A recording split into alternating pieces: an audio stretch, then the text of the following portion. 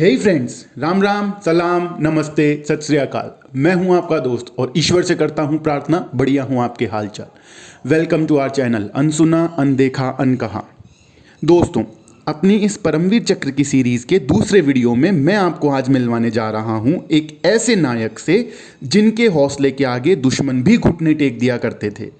इनके शौर्य के किस्से आज भी इनके गांव में आपको सुनने के लिए मिल जाएंगे। एक ऐसी जबरदस्त और शानदार शख्सियत जिनसे एक बार मिलने मात्र पर ही लोग इनके व्यक्तित्व के कायल हो जाया करते थे। हर वक्त, हर समय, हर किसी की मदद को तैयार रहने वाले और बजरंगबली के भक्त इन शूरवीर का नाम है श्रीमान नायक जादूनाथ सिंह जी, जिन्हें 1947 में हुए भारत पाकिस्तान युद्ध में अपने अदम्य साहस से दुश्मन के छक्के छुड़ाने के लिए मरणोपरांत वर्ष 1950 में सेना के सर्वोच्च सम्मान परमवीर चक्र से सम्मानित किया गया।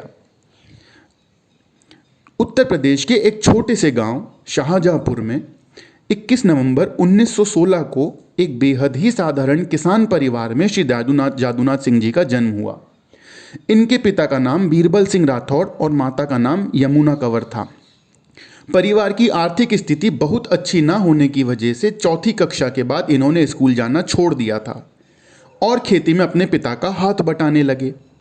श्री जादूनाथ सिंह जी की कदकाठी काफ़ी अच्छी थी, इसलिए उन्होंने अपने गांव के हनुमान मंदिर के महन से कुश्ती लड़ना सीखा और अपने गांव के कुश्ती के चैंपियन बन गए।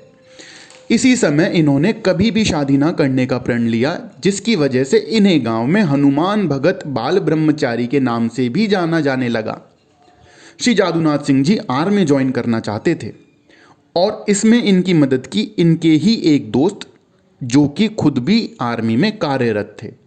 श्री जादूनाथ सिंह जी की कदकाठी को देखते हुए उन्हें जल्दी ही भारतीय सेना में राजपूत रेजिमेंट में भर्ती कर लिया गया। उसी समय पाकिस्तान जबरन कश्मीर पर कब्जा करने की कोशिश कर रहा था। दुश्मनों की घुसपैठ को देखते हुए इंडियन डिफेंस कमेटी ने आर्मी हेडक्वार्टर्स को झांगर नामक जगह पे बेस बनाने का निर्देश दिया, जिसकी कमांड 50वीं पैरा ब्रिगेड की राजपूत रेजिमेंट को दी गई, जिसके कमांडिंग ऑफिसर थे जाबाज ब्रिगेडियर मोहम्मद उस्मान, जिन्होंने एक खास रणनीति के तहत भारतीय सेना को छोटी छोटी टुकड़ियों में अलग अलग जगह तैनात किया हुआ था। झांगर नामक जगह रणनीतिक रूप से बहुत ही महत्वपूर्ण थी, खासकर नौशेरा सेक्टर के लिए, जो अभी कश्मीर का हिस्सा है। परंतु बेहद खराब मौसम एवं बेहद विपरीत परिस्थितियां होने के कारण भारतीय सेना ने झांगर में बेस बनाने की कार्यवाही को कुछ समय के लिए टाल दिया, जिसका फायदा उठाते हुए पाकिस्तानियों ने वहां पर कब्जा कर लिया। पाकिस्तानी सेना को आगे बढ़ने से रोकने के लिए नायक जादूनाथ सिंह जी की बटालियन को तेनधार नामक जगह पर जिम्मेदारी दी गई, जो कि नौशेरा के उत्तरी इलाके में है, और नौशेरा को बचाने के लिए तेनधार को बचाना बहुत ज़रूरी था। दोस्तों, 6 फरवरी 1948 की सुबह 6:30 बजे के आसपास पाकिस्तानी सेना ने तेनधार में तैनात जादूनाथ सिंह जी की बटालियन पर भारी गोलाबारी शुरू कर दी। बेहद ही धुंध और बहुत ठंडा मौसम भारतीय सेना के लिए चुनौती बने हुए थे, परंतु तुरंत ही भारतीय सेना ने जादूनाथ सिंह जी की अगुवाई में पाकिस्तानी सेना की गोलाबारी का ईंट का जवाब पत्थर से देना शुरू कर दिया। धुंध छटने पर भारतीय सैनिकों ने देखा कि पाकिस्तानी सैनिक संख्या बल में उनसे काफी ज्यादा थे, लेकिन जादूनाथ सिंह जी ने शेर की तरह गर्जना करते हुए अपने सैनिकों में लगातार जोश भरना जारी रखा एवं लगातार भारतीय सैनिक पाकिस्तानी सेना को मुंह तोड़ जवाब देते रहे। यह पाकिस्तानी सेना का पहला आक्रमण था, जिसे जादूनाथ सिंह जी और हमारे वीर सैनिकों ने दुश्मन के संख्या बल में ज़्यादा होते हुए भी और गोला बारूद ज़्यादा होते हुए भी पूरी तरह नाकाम कर दिया। पाकिस्तानी सैनिकों को एहसास हो चुका था इस समय तक कि उस जगह भारतीय सैनिक उनसे संख्या में काफ़ी कम हैं। तभी कुछ देर बाद पाकिस्तानी सेना ने इसका फायदा उठाते हुए दूसरी बार हमला कर दिया और इस हमले को भी जादूनाथ सिंह जी और उनकी बटालियन ने नाकाम कर दिया। जादूनाथ सिंह जी अपनी मशीन गन से लगातार दुश्मनों पर कहर बनकर टूट रहे थे और कई पाकिस्तानी सैनिकों को मौत के घाट उतार चुके थे। लेकिन इस हमले में सेना के 27 में से भारतीय सेना के 27 में से आधे से ज़्यादा सैनिक या तो शहीद हो चुके थे या बुरी तरह घायल थे।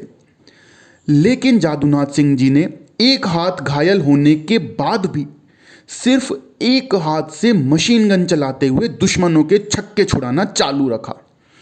इसी बीच पाकिस्तानी सेना ने तीसरी बार आक्रमण कर दिया और भारतीय सेना के 27 में से 24 सैनिक भारत माता के लिए शहीद हो गए। जादूनाथ सिंह जी ने अभी भी हार नहीं मानी और तीसरा हमले के बाद भी दुश्मन को मुंह तोड़ जवाब दिया। कई पाकिस्तानी सैनिकों को उन्होंने उठा उठाकर पटक पटक कर ही मार दिया। लेकिन इसी हमले में एक गोली उनके सर और एक गोली उनके सीने में लग गई। इस समय तक राजपूत रेजिमेंट की 3री बटालियन तेंधार पहुंच गई थी और दुश्मन के खिलाफ मोर्चा संभाल लिया। दुश्मन पीछे हटने पर मजबूर हो गया और दुम दबाकर भाग गया। इस लड़ाई को नौशेरा की लड़ाई भी कहा जाता है और जादूनाथ सिंह जी की और बटालियन की बहादुरी के फलस्वरूप तेंधार और नौशेरा भारत के पास ही रहे। इस अद्भुत शौर्य और अदम साहस के लिए मरणोपरांत श्री जादूनाथ सिंह जी को 1950 में परमवीर चक्र से सम्मानित किया गया। अगर श्री जादूनाथ सिंह जी दुश्मन को इतनी देर तक तेंधार में उलझाए ना रखते, वो भी अपनी एक छोटी सी टुकड़ी की सहायता से, तो कश्मीर का नौशेरा सेक्टर जो आज कश्मीर में है, भारत के नक्शे में है, आज दुश्मनों के कब्जे में होता। तो दोस्तों, ये थी दूसरे परमवीर चक्र से सम्मानित नायक जादूनाथ सिंह जी की अदम्य साहस और शौर्यता से भरी हुई कहानी। उम्मीद करता हूँ आपको ये पसंद आई होगी और आगे भी हम इस परमवीर चक्र की सीरीज़ को चालू रखेंगे। पर मैं उम्मीद करता हूँ, आपसे रिक्वेस्ट करता हूँ कि चैनल को ज़्यादा से ज़्यादा लाइक कीजिए, सब्सक्राइब कीजिए और आगे भी बढ़ाइए, ताकि हम हमारे सैनिकों की वीरता और हमारे भारत माँ के उन शूरवीरों की वीरता के बारे में जान पाएँ जो अभी तक कहीं ना कहीं अनसुनी है। और अगले वीडियो में, जो अगला वीडियो आएगा सीरीज़ का, उसमें मैं आपको तीसरे परमवीर चक्र विजेता की कहानी के साथ साथ एक बहुत ही इम्पोर्टेंट जानकारी आपसे साझा करूंगा। Thank you very much. जय हिंद, भारत माता की जय।